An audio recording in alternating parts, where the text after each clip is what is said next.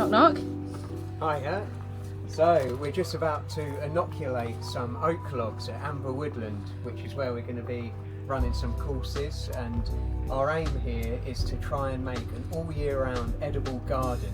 So we've got a variety of mushrooms we're going to inoculate that grow at all different times of the year. So here we've got some black oyster mushrooms, some black pearl oysters, and we've got some white oyster mushrooms. We've got some shiitake, cool strains, so they'll grow during the colder months when there's not much edible food about. And also we've got some velvet shanks, which don't normally appear until after the first frost. So when there's very little about mushroom-wise, these you can rely on. And we've also got some lion's mane to try. So yeah, excited to give that a go. And you just need some wax, a drill, and hammer, and some logs, and yeah, in a year to 2 years the logs will be fully inoculated and you can grow your own mushrooms in your own garden or outside space.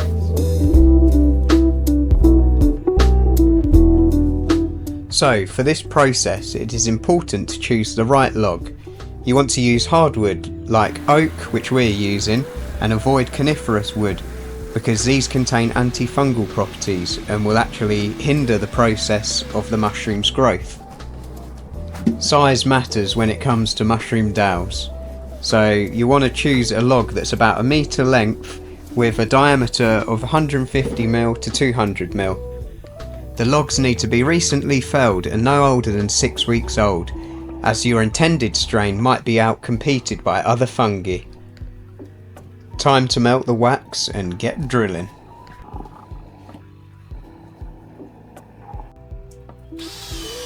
So what you want to do is start drilling your holes 100mm apart. I did a line at a time, because once you've drilled your holes they can be quite hard to find. I found that scraping back the moss made it easier to find the holes. You can also use masking tape or a piece of chalk or something to mark where your holes are going to be.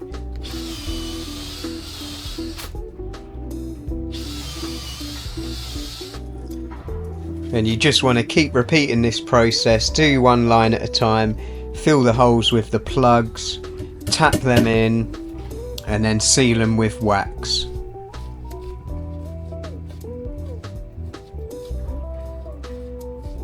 We ended up using about 30 to 60 plugs per log. Depending on the size it does vary, and there's no exact science here really.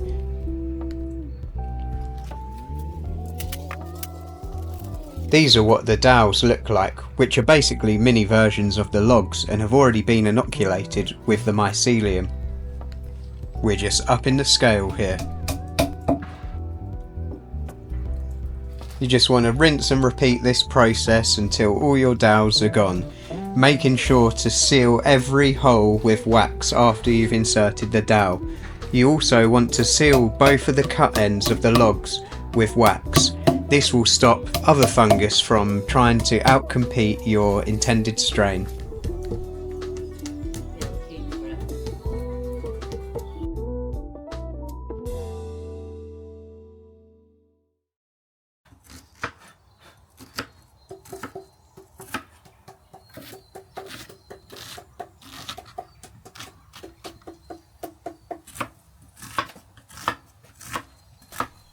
While me and James were busy continuing with the logs, Mole decided to cook us up some delicious lunch, and it would be rude not to cook with mushrooms.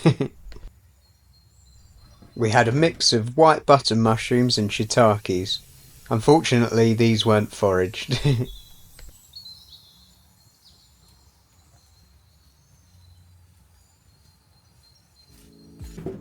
Mole made us a simple tartiflette, which is basically a nice, creamy, cheesy potato dish that just warms the soul.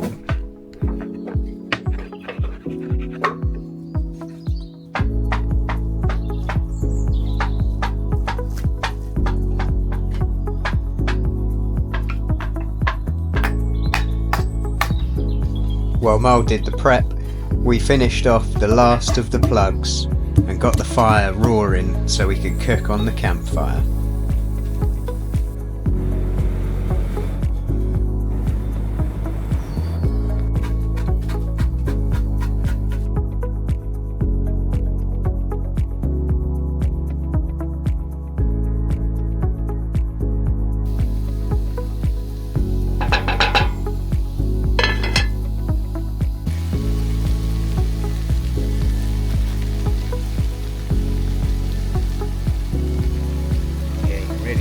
made. Yeah, it's all there.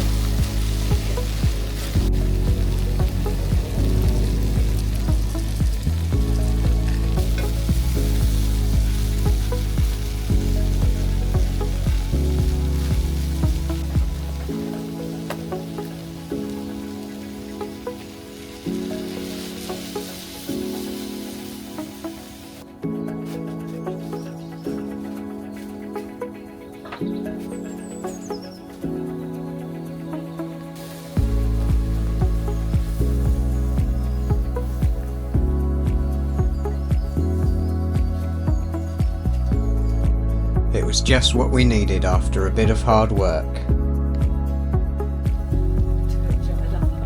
Yeah, I love it. I was saying it to Amber. Christ, don't bang the Tupperware, that'd be amazing. Maybe we should have brought a bread jack. We had a whole, should we bring bread debate?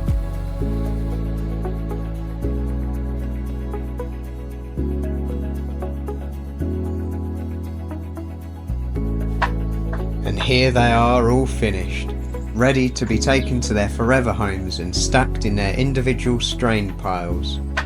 See you in 1 to 2 years.